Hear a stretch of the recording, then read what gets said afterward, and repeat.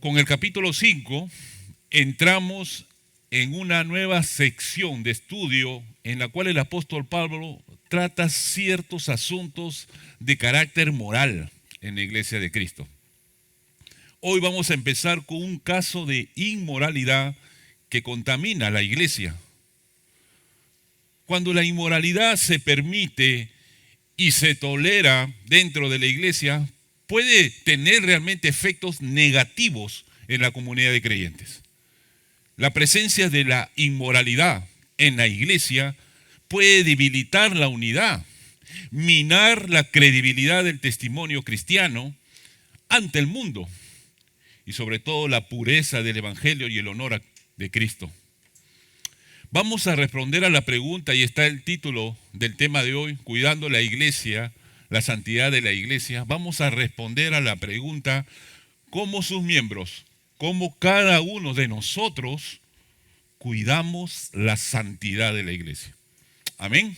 El apóstol Pedro, ¿qué nos dijo el apóstol Pedro? Que nosotros somos un pueblo escogido, nación santa. Entonces, vamos a ver a través del desarrollo de este estudio 4 puntos que debemos desarrollar para cuidar de la santidad de la iglesia. Amén. Acompáñame con unas palabras de oración. Señor, mi Dios, Padre bueno, te damos las gracias porque hoy, una vez más, nos haces recordar que tú renuevas tu misericordia sobre nosotros. Y una manera de expresar tu misericordia sobre nuestras vidas es concediéndonos de gracia el poder escuchar tu mensaje.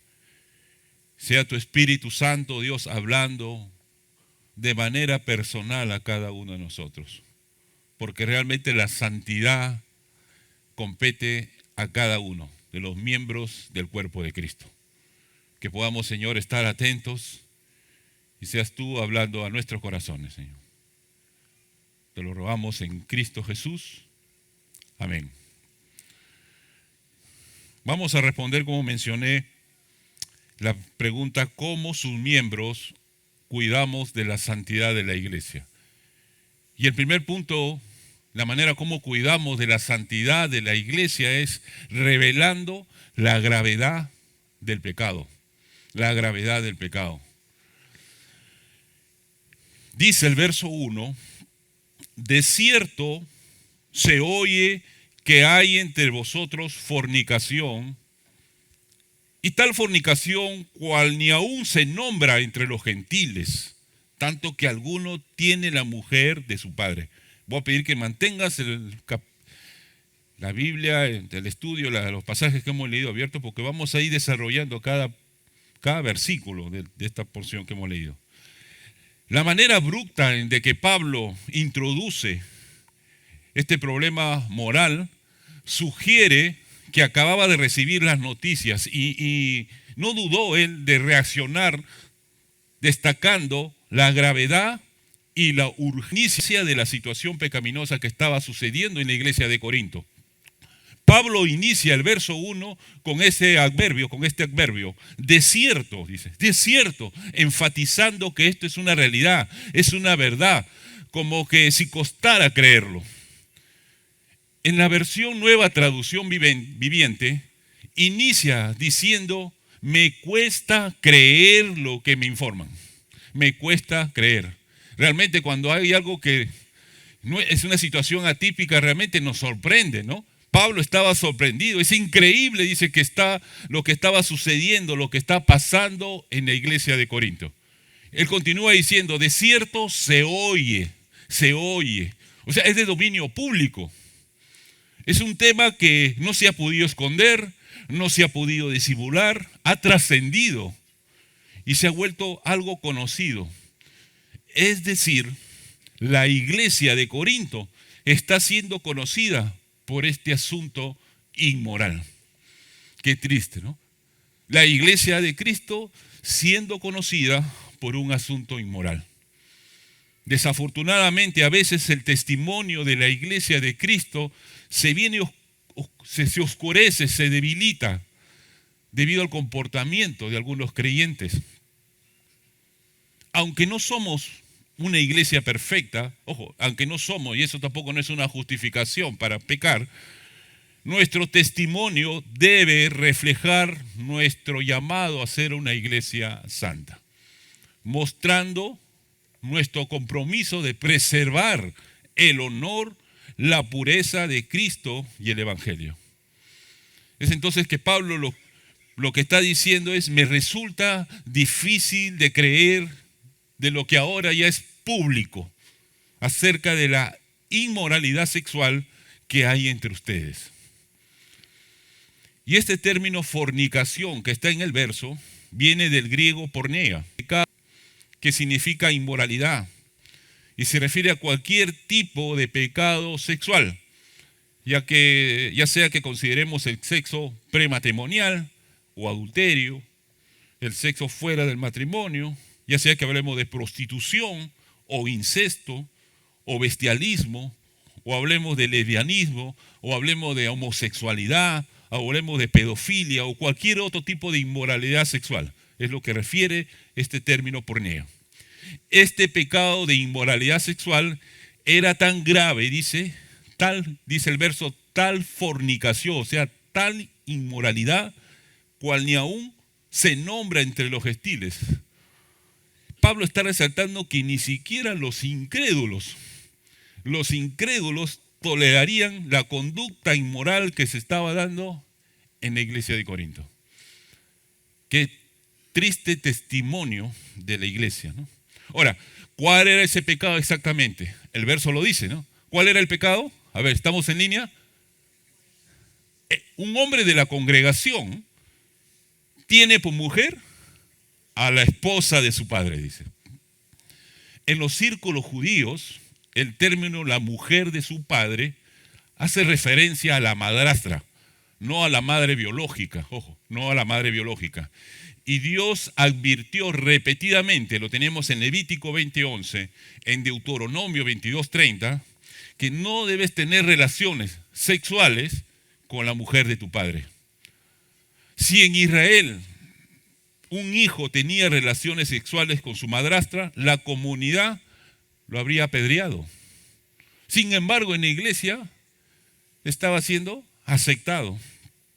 Ojo, y este hombre era un miembro de la congregación de Corinto. Ahora, por el tratamiento disciplinario que va a recibir más adelante, lo vamos a ver más adelante, Pablo no incluyó en esta disciplina a la mujer de su padre.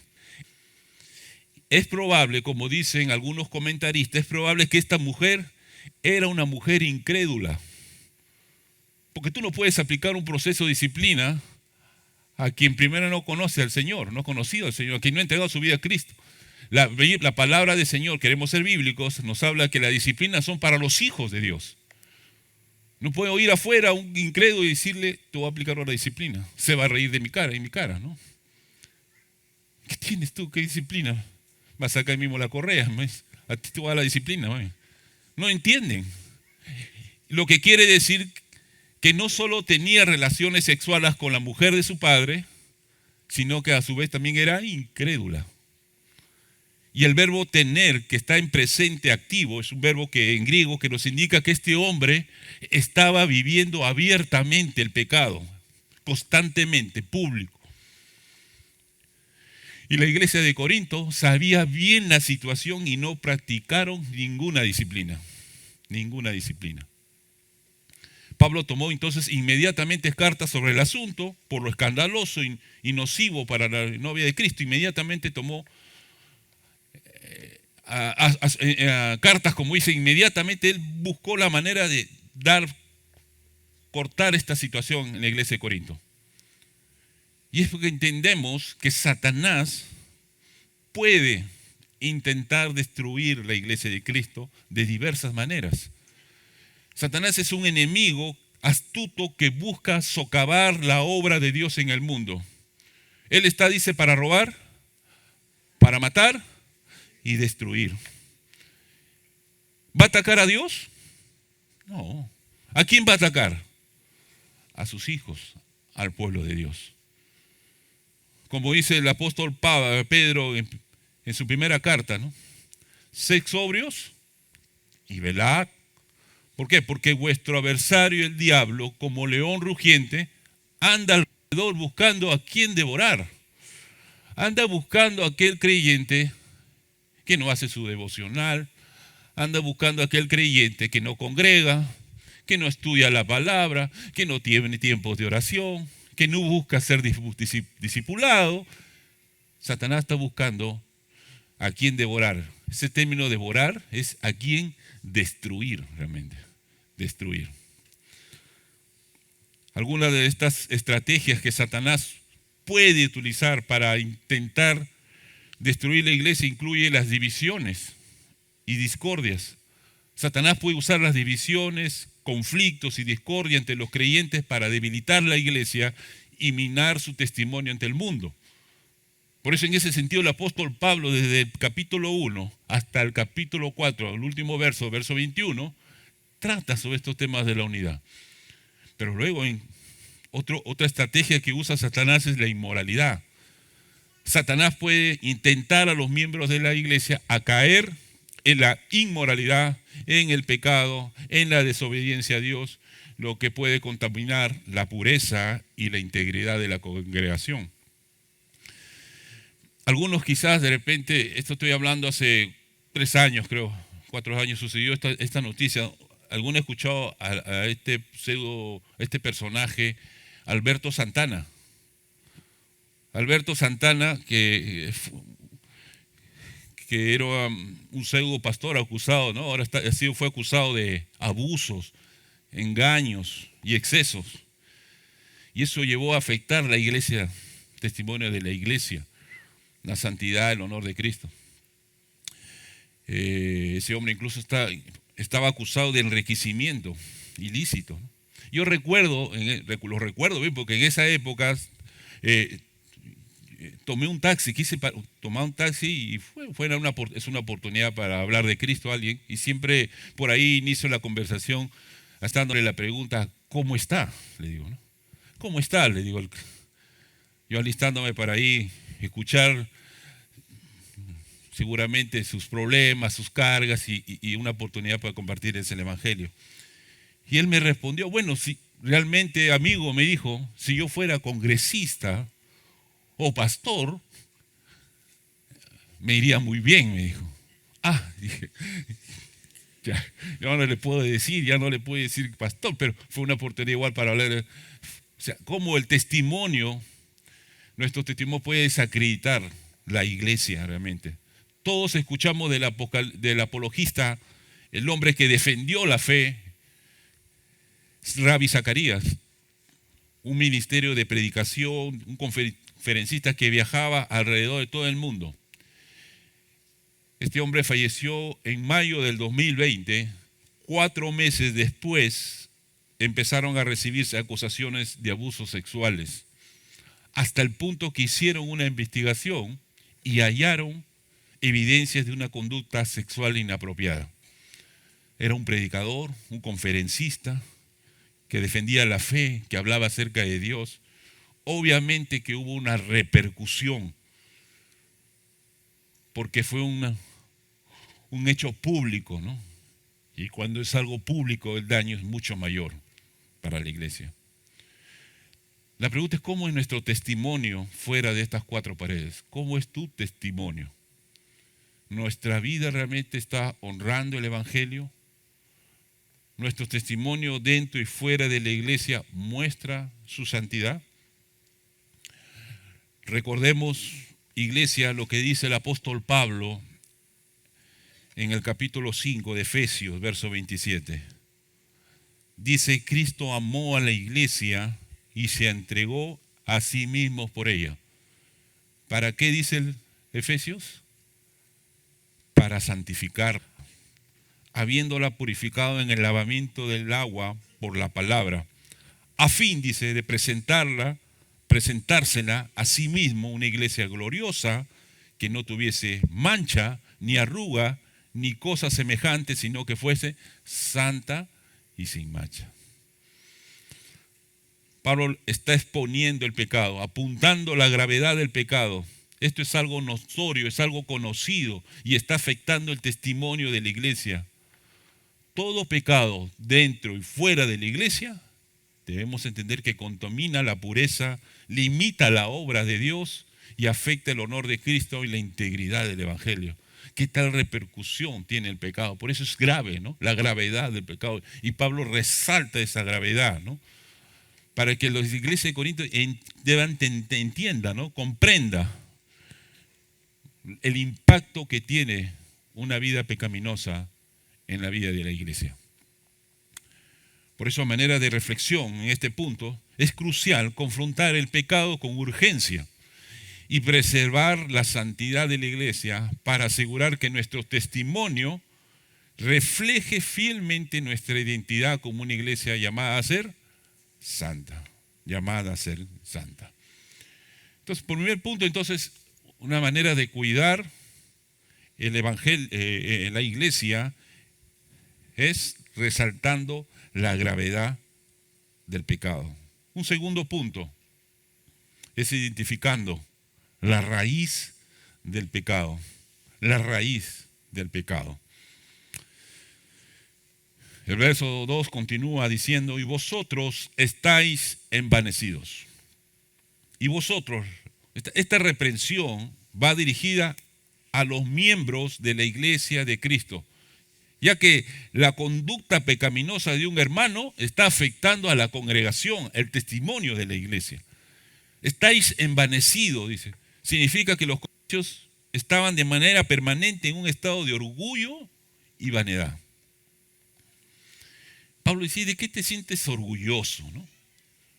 Y es una pregunta que a veces nosotros, cuando estamos en un pecado, ¿de qué te puedes sentir orgulloso? Porque cuando uno no se arrepiente de su falta, de su pecado, lo que está mostrando es dosis de orgullo, realmente. Quizás veían el incesto, veían el incesto con una expresión de su libertad cristiana, o quizás veían su tolerancia como una expresión de amor, ¿no? Tenemos un Dios de amor y nos vamos a ese extremo solamente de ver a Dios como un Dios de amor. Pero olvidamos que Dios también es un Dios de justicia, ¿no? De santidad, ¿no?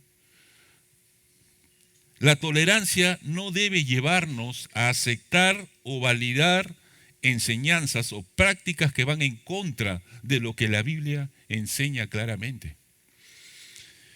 La iglesia no es un escenario para entretener y motivar a las personas, sino un lugar donde el Evangelio confronta nuestra vida, confronta tu condición espiritual, nos llama al arrepentimiento y nos ofrece la esperanza de la salvación a través de Jesucristo. Voy a parafrasear lo que Pablo dijo a los corintios en 1 Corintios capítulo 2, versos del 1 al 5. Él dijo: hermanos en Cristo, al compartir con ustedes, no busco impresionar con palabras elaboradas o sabiduría humana, sino centrarme en Cristo y en su sacrificio en la cruz. Mi enfoque es sencillo y humilde, permitiendo que sea el poder de Dios y no la elocuencia humana el que convenza y los lleve a la fe. Es el poder de Dios que busca transformar nuestras vidas, no una elocuencia o vana palabrería. Es el poder de Dios que transforma las vidas. Es el poder de Dios que transformó tu vida. Amén. Es lo que tenemos que predicar. Lo que está en tu palabra. No podemos ser tolerantes. No podemos permitir que dentro de nuestra iglesia se presenten actos que deshonran el Evangelio. Santiago capítulo 4, versos 17, dice: y al que sabe hacer lo bueno y no lo hace, ¿qué dice? Le es pecado. O sea, la frase significa que si una persona conoce lo que está bien y tiene la capacidad de hacerlo, pero elige no hacerlo, se considera un pecado. Es un llamado a la acción, a no ser indiferentes ante lo que uno sabe que es correcto. Y eso muchas veces pasamos por alto, ¿no? Nos hacemos de la vista gorda, sabiendo que hay actos, palabras, situaciones en las cuales nosotros no debemos permitir, ¿no?, que el pecado aflore, permanezca.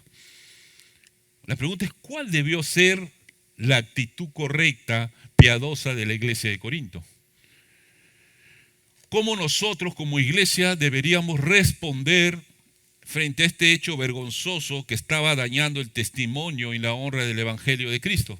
¿Cómo debemos responder? Primeramente, teniendo en alto la santidad y pureza de la iglesia. Si no tenemos claro eso, definitivamente vamos a pasar por alto actos pecaminosos.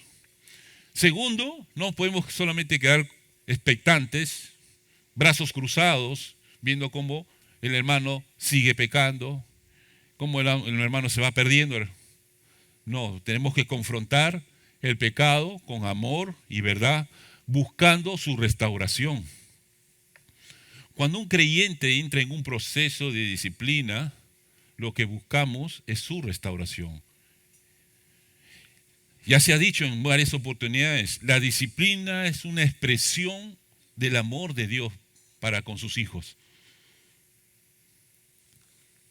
Debemos accionar también con valentía y firmeza, siguiendo los principios bíblicos con respecto a la disciplina. O sea, la disciplina no es una motivación carnal, emocional, no. Tenemos que ajustarnos a lo que dice la palabra de Dios. Por eso, para Pablo esto era un escándalo, ¿no? La iglesia no estaba dolida por estas acciones de este hombre. Al contrario, le tenían cierta estima y pasaban por alto su forma de vida. Por eso en el verso 6, que será un estudio de la próxima semana con nuestro pastor Daniel, nos dice, no es buena vuestra jactancia. No es buena, es terrible que se jacten sobre este asunto, les está diciendo el apóstol Pablo. Esta actitud de indulgencia y falta de autocontrol era contraria en contra de los principios de santidad de la iglesia. ¿Qué raíces? La pregunta es, ¿qué raíces alimentan tu pecado? Porque es importante que identifiquemos qué raíces pueden estar alimentando tu pecado. Hay algunas que he mencionado, de las varias que quizás y que no están comprendidas en estas. Una es el orgullo, que siempre será lo que nos impide reconocer nuestro pecado. Segundo es la falta de temor a Dios. La ausencia de reverencia hacia Dios y su palabra puede llevar a comportamientos pecaminosos al ignorar su voluntad y sus enseñanzas. Tolerancia y permisividad puede conducir a la aceptación de comportamientos pecaminosos en lugar de confrontarlos y corregirlos a la luz de la palabra de Dios. Falta de amor a Dios y al prójimo, definitivamente, ¿no? Persona que vive en constante pecado tiene una ausencia de un amor hacia Dios si no se arrepiente y hacia los demás. Y eso abre puertas, ¿no?, para actitudes egoístas y pecaminosas. Raíz de amargura. Raíces de amargura. Heridas del pasado que hoy se han convertido en patrones destructivos. Adicciones como la pornografía, la masturbación, el adulterio, los juegos al azar. Esta amargura puede se manifiesta en actitudes resentidas, enojadas y descontentas, que afectan no solo tus relaciones interpersonales, sino te alejan de la gracia y la paz de Dios.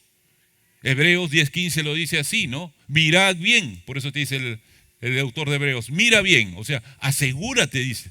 No vaya a ser que dejes, dice, de alcanzar la gracia de Dios, que brotando, dice, una raíz de amargura os estorbe. Y por último, pecados no confesados, ya que la falta de arrepentimiento y confesión puede abrir a un ciclo de pecados continuos, ya que la conciencia se va endureciendo y la sensibilidad espiritual va disminuyendo. ¿qué raíz está alimentando tu pecado? Solo tú puedes responder a esta pregunta. Y Pablo va a buscar cortar de raíz todo pecado que está ensuciando la pureza, la santidad de la iglesia. Por eso es fundamental, como dice en pantalla, recordar que la iglesia no es un lugar para complacer a las personas, sino para confrontar el pecado, llamar al arrepentimiento y proclamar la verdad de Cristo.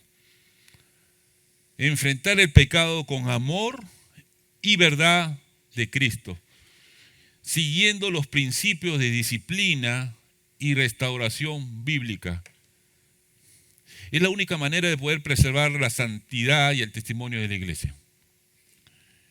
Vamos a ver más adelante que este proceso de disciplina que se tiene que dar a los creyentes tiene que estar sostenidos por la palabra de Dios.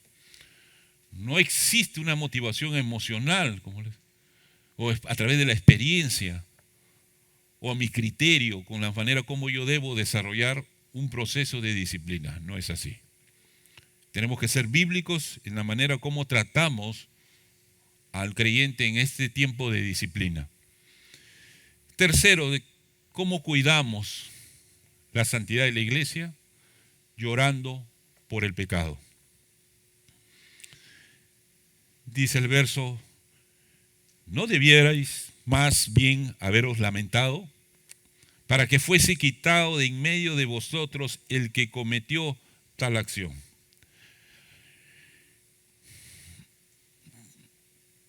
¿Por qué los corintios se mostraban negligentes a no disciplinar a este inmoral?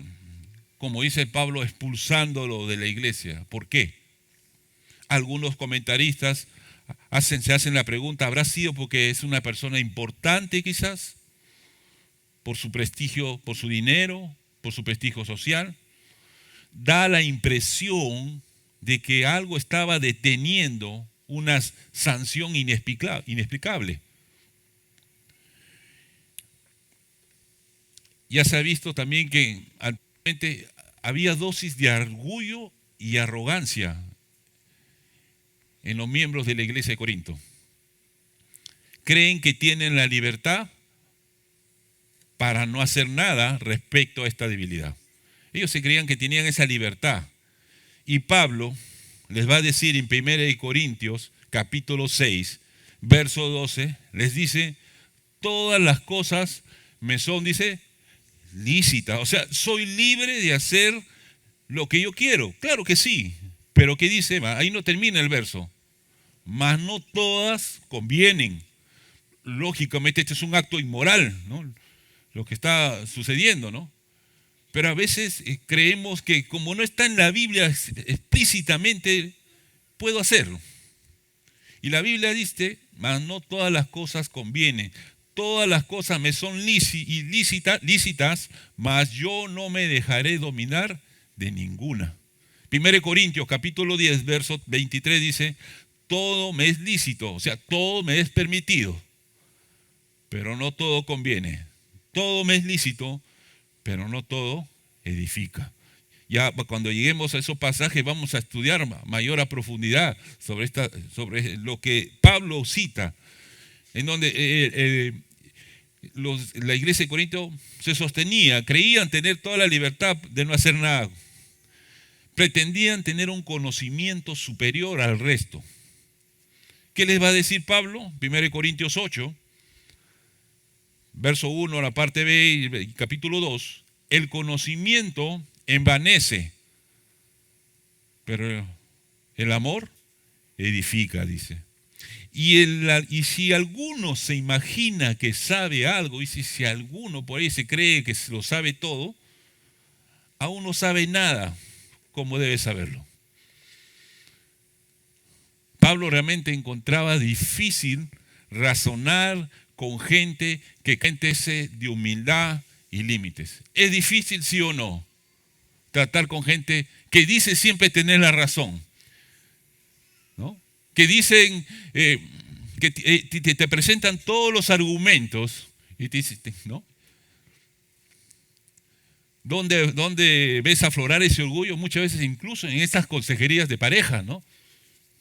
Donde el esposo va muy confiado por sus argumentos a veces y ya le falta tomar las palabras de Adán, ¿no? La mujer que me diste por compañera, ¿no? O sea, ella es la culpable, ¿no? Y a veces la esposa también gira ahí con una mirada y dice, no, él es el culpable, ¿no? A veces hay, en esas dosis de orgullo, los cónyuges se niegan el uno al otro, no ceden, no perdonan, no son capaces de admitir sus errores. Parejas que vienen, y me ha pasado, jóvenes, parejas que vienen a darme la consejería a mí para yo aconsejarles a ellos, ¿no? Pastor, estoy con una incrédula, pero ¿qué le parece si hacemos que ella venga y estoy en esta relación? Me da un consejo para yo darle el consejo a ellos, ¿no? Es interesante, ¿no? O sea, creyentes que no aceptan sus errores, líderes que hablan con sus participantes de célula, ¿no? Con sus integrantes y no aceptan sus errores. No, tiene que decírmelo el pastor, dice, ¿no? No tú, el pastor, dice. Te está hablando con la palabra, pero no, tú dices, no, tengo que escuchar al pastor, tengo que darle mis razones. Y a veces el líder te llama y dice, pastor, él quiere hablar con usted, pero tú no le has hablado. Sí, pero dice que quiere escucharlo de usted.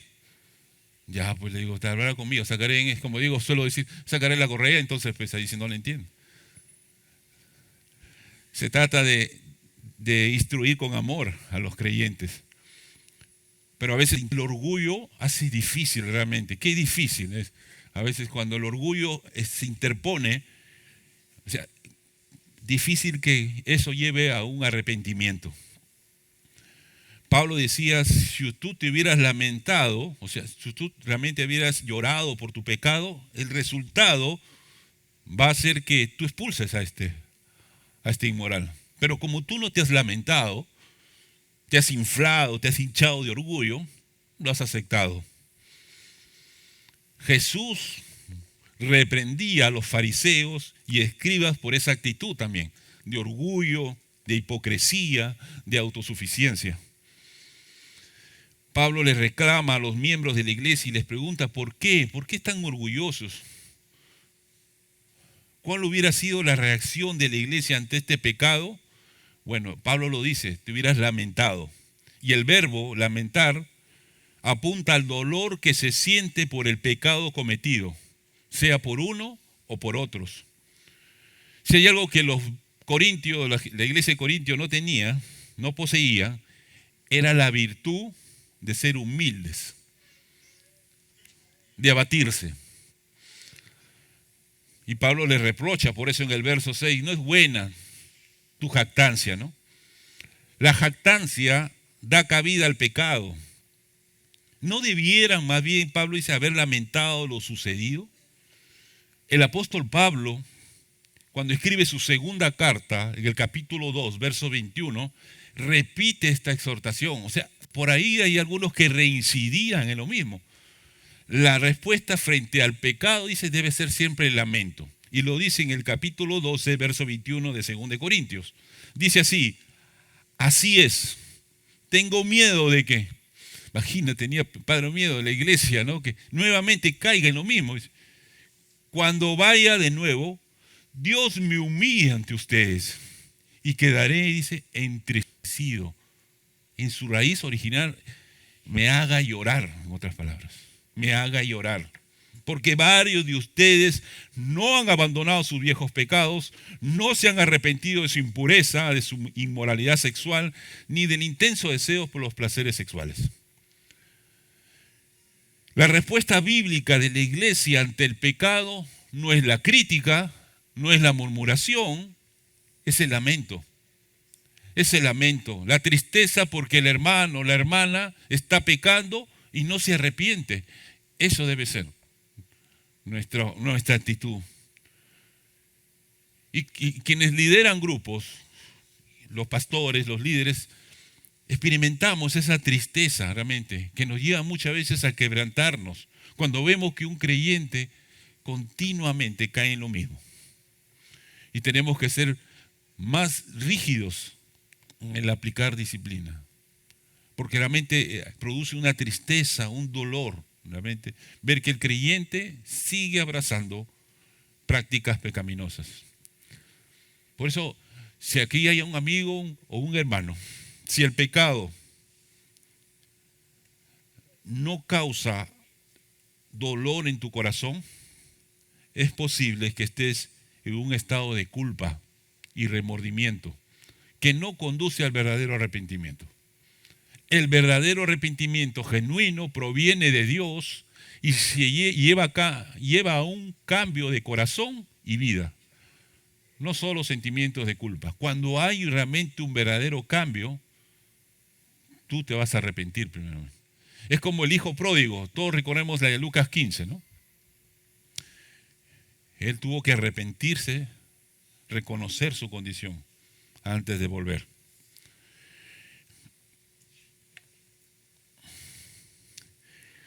Un pecado persistente nos indica que la persona no se ha arrepentido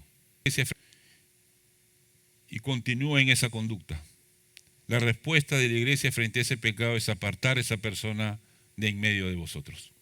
Eso es lo que dice el apóstol Pablo, ¿no? Es una persona reincidente y hay que ponerla, el apóstol Pablo dice, fuera de la iglesia. Ahora, lo que Pablo está proponiendo aquí es el cuarto paso un paso último de la disciplina, del proceso de disciplina. Es el cuarto paso. O sea, vamos a ver, hay 3 pasos que precedieron primero. 3 pasos que seguramente este hombre ignoró, hizo caso omiso. Está en Mateo 18:15.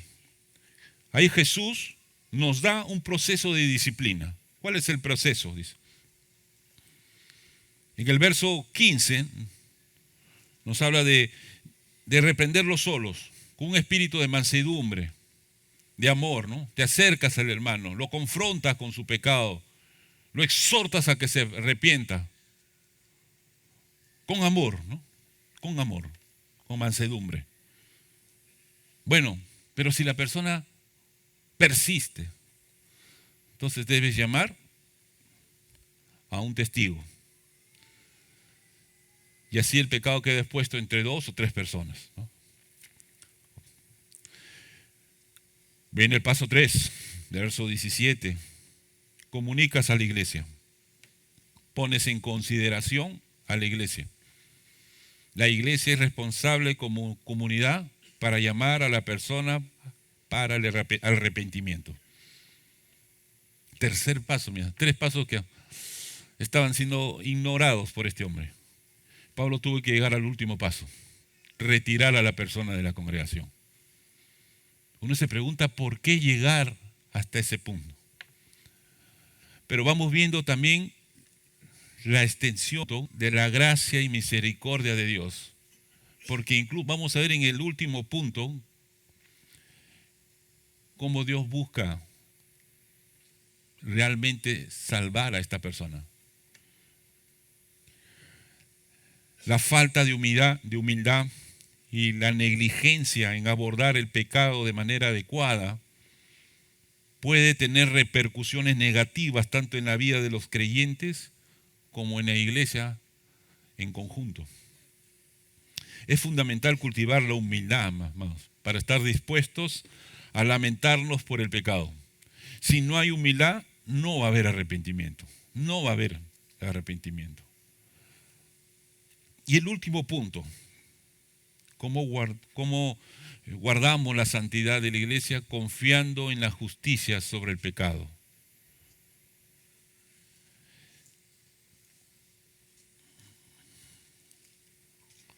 Dios no va a permitir que el pecado, Dios no lleve la victoria, se lleve la victoria. Confiamos en que el Señor dará el mejor tratamiento para aquel creyente que sigue persistiendo en pecado. Pablo empieza diciendo, ciertamente yo, como ausente en cuerpo, pero presente en espíritu, ya como presente he juzgado al que tal cosa ha hecho. Ahora, la correcta instrucción en la palabra de Dios sembrará la semilla de una buena corrección. Es doloroso recibir la disciplina, es doloroso. Quienes han atravesado procesos de disciplina, es doloroso. Pero más doloroso va a ser, más triste, más lamentable la ausencia de la disciplina. Porque Dios al que ama, disciplina. Al que ama.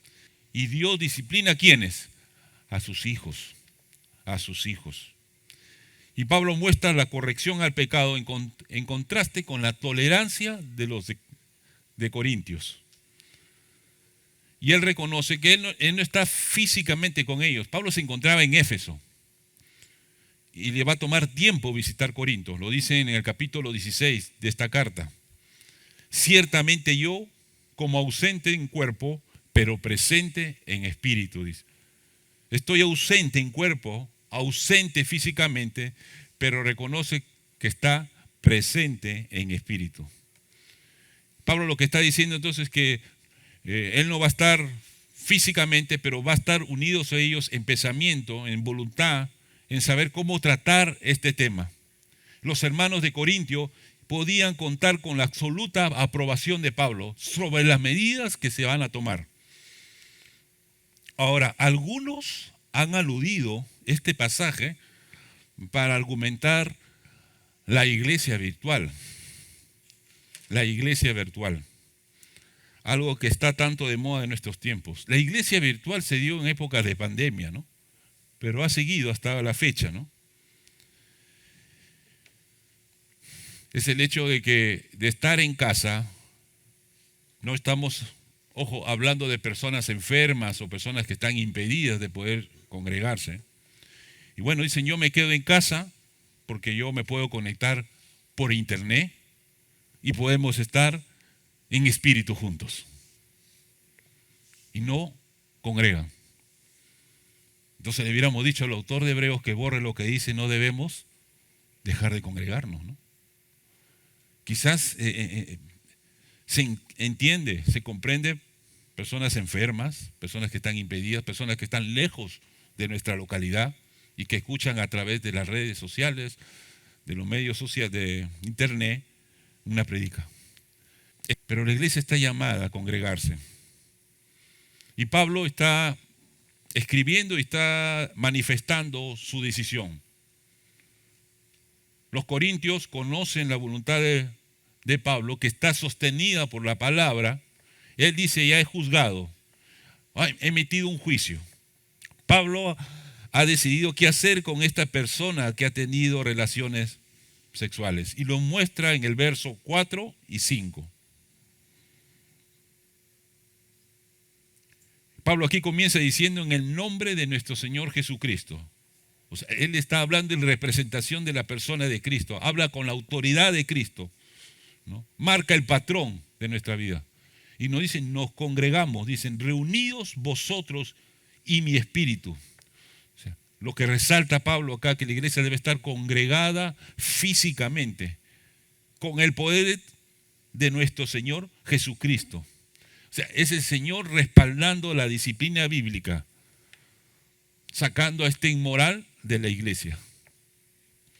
Ahora, cuando se ejerce, por eso, de esta manera, cuando se ejerce la disciplina conforme a la palabra de Dios, conforme a lo instruido en la palabra, el poder del Señor se encuentra detrás de esa decisión. ¿Qué quiere decir? Que cuando aplicamos correctamente la disciplina a la luz del escrito está, vamos a ver el fruto esperado, como dice el autor de Hebreos, en la vida de ese creyente. Pablo añade en el verso 5 una frase muy triste, como una de las frases que está en el Antiguo Testamento con Sansón, cuando habla que la presencia de Dios no estaba con él, ¿no? Se dio cuenta que ya no se dio cuenta que la presencia de Dios, ¿no?, ya no estaba con él. Este verso dice, el tal sea entregado a Satanás. tal persona sea entregado a Satanás. Ojo, y no está haciendo referencia a la persona en específico, ¿no? Está hablando de la clase de persona, del tipo de persona, de tal condición de la persona, la condición de la persona. ¿Qué condición? La condición de la persona es aquel que dice ser hermano, que dice ser creyente, pero persiste en un pecado reconocido insistentemente, no se arrepiente. El tal, dice, es como sea entregado, dice, a Satanás. Y entregar en el griego, en el original, es un sentido judicial, como lo dice en Romanos 1, ¿no? Donde Dios entrega al hombre a su inmundicia. En ese sentido, poner bajo custodia de Satanás. Poner a esta persona bajo el dominio de Satanás. Es entregado, expulsado de la congregación. Es fuerte realmente. ¿Por qué llegar hasta esa condición? ¿No? Dios nos está dando oportunidades para acercarnos con humildad, reconociendo nuestro pecado. Son sacados de la protección de la iglesia y entregados al príncipe de este mundo. Y el verso 5 añade, dice, para destrucción de la carne, es decir, para su aflicción, para su sufrimiento, incluso en algunos casos, para su propia muerte. Lo vemos en 1 Corintios capítulo 11, cuando participamos indignamente de la mesa del Señor. Probablemente la iglesia de Corintio estaba viviendo de manera inmoral, estaban envanecidos, no discerniendo el cuerpo y la sangre de Cristo. Y Pablo dice, muchos están enfermos, muchos debilitados y muchos duermen. Apocalipsis 2:20 encontramos una situación similar en la iglesia de Tiatira.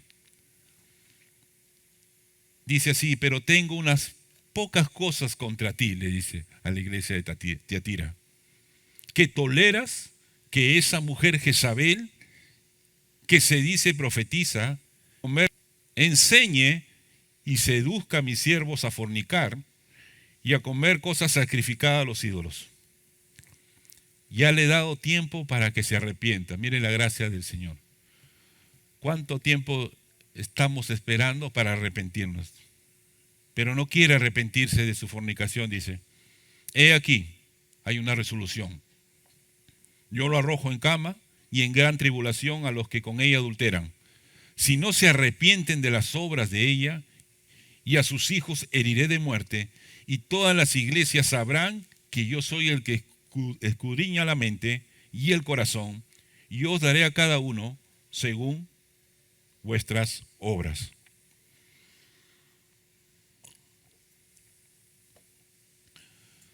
Son entregados a su pecado y son puestos en las manos de Satanás.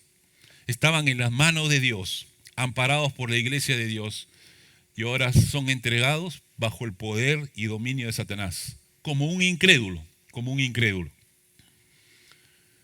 De manera que el sufrimiento, la aflicción y la soledad los pueda llevar al arrepentimiento. Dios puede usar la hostilidad de Satanás, la aflicción que pone Satanás. Dios puede usar eso como instrumento para llevar a la persona al arrepentimiento. Y ese es el propósito, que lo vemos justamente también en Himeneo y Alejandro, en 1 Timoteo capítulo 1, verso 20. Dice ahí, de los cuales son Himeneo y Alejandro, a quienes entregué a Satanás para que aprendan a no blasfemar. Tiene un propósito. Hasta ese punto, miren, la gracia de Dios busca que esta persona se arrepienta. La excomunión, lo que llamamos nosotros, es apartar a una persona de la congregación, no con el propósito de condenar al creyente. Comulgamos a alguien, no, pero para que se pierda, no. Ese no es el propósito, ese no es el fin, sino que para que el creyente se arrepienta y sea restaurado. El propósito final, lo que se busca es el arrepentimiento. Pablo anhela que esa persona que está viviendo inmoralidad sexual y que lo está haciendo de manera abierta, pública e insistentemente y no se arrepiente, aunque muchos lo han exhortado a esa persona, sea excluido, dice, sea excluido de la comunión, sea entregado bajo la aflicción y sufrimiento de Satanás. ¿Para qué? Para que se arrepienta. Se arrepienta. Y ese es el amor que el apóstol Pablo busca expresar en este creyente. Si es un genuino creyente, esa persona se va a arrepentir. Se va a arrepentir. Y al arrepentirse va a abandonar su pecado y va a ser restaurado. Dios usa la disciplina como un medio de arrepentimiento. Usa la disciplina como un medio de protección de la iglesia. Por eso, de este punto, podemos reflexionar la disciplina aplicada a aquellos que persisten en el pecado, tiene un objetivo: llevar al arrepentimiento y a la restauración. Aunque voy a pedir que lo pongan, aunque pueda ser un proceso difícil y doloroso, el propósito final es el bienestar espiritual de la persona y la pureza de la iglesia. El pecado es algo serio, amado, es serio. Pero solo hay un camino para enfrentar el pecado. ¿Cuál es? El arrepentimiento. Solo hay un camino: ir a los pies de Cristo. Si estás viviendo, yo te digo, si tú estás viviendo una situación ilícita, inmoral, pecaminosa, si eres un hijo de Dios, el único camino es el arrepentimiento. Dios es un Dios de misericordia, es un Dios de perdón. Dios envió a su Hijo Jesucristo para cargar por tu pecado. La Biblia dice que si confesamos nuestros pecados, ¿qué nos dice Dios? Dios es fiel y justo, dice, en perdonarnos y limpiarnos de toda maldad. Siempre hay una oportunidad que Dios... ¿Por qué esperar llegar hasta esta situación, a esta condición, ¿no? Si tenemos el amor de Dios que está ahí esperando. ¿Por qué llegar como el hijo pródigo, ¿no? Que dice la palabra que vivió perdidamente, ¿no? Perdidamente. Así lo dice el pasaje en Lucas 15. Y llegó a desarrollar una actividad que los judíos consideraban lo más humillante, que fue apacentar cerdos. Y se alimentaba de eso, dice, ¿no? Estando en esa condición, él pudo decir: he pecado contra el cielo y contra ti.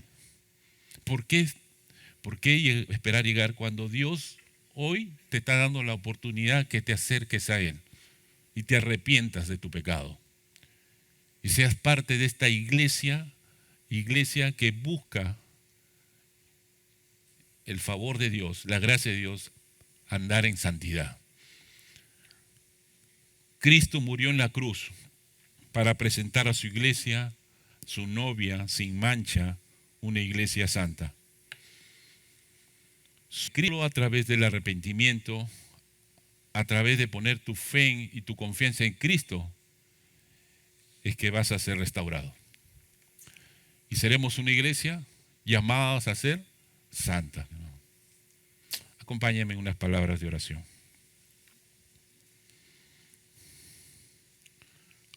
Padre Celestial, gracias por tu palabra. Gracias, buen Dios, porque nos muestra nuestra condición espiritual y nos haces ver cómo estamos delante de ti. Tú anhelas una iglesia santa. Sea nuestro testimonio, no solo aquí en la iglesia, sino fuera, Señor, un testimonio que haga brillar tu iglesia en santidad. Y si estamos andando en pecado, perdónanos, Señor. Solo tú conoces la condición espiritual de cada uno de tus hijos que están aquí presentes. Creemos en tu palabra, que tú eres un Dios bueno, Dios de misericordia, de gracia, que nos permites volver a ti, Señor. Te pido que escuches la oración de mis amados hermanos, de mis amigos que hoy nos visitan. Quizás haya una conducta moral que necesitan poner en la cruz. Ayuda, Señor. Redime ese pecado, Señor. Y que ellos puedan gozar y disfrutar de la verdadera libertad que solo Cristo puede darnos, Señor.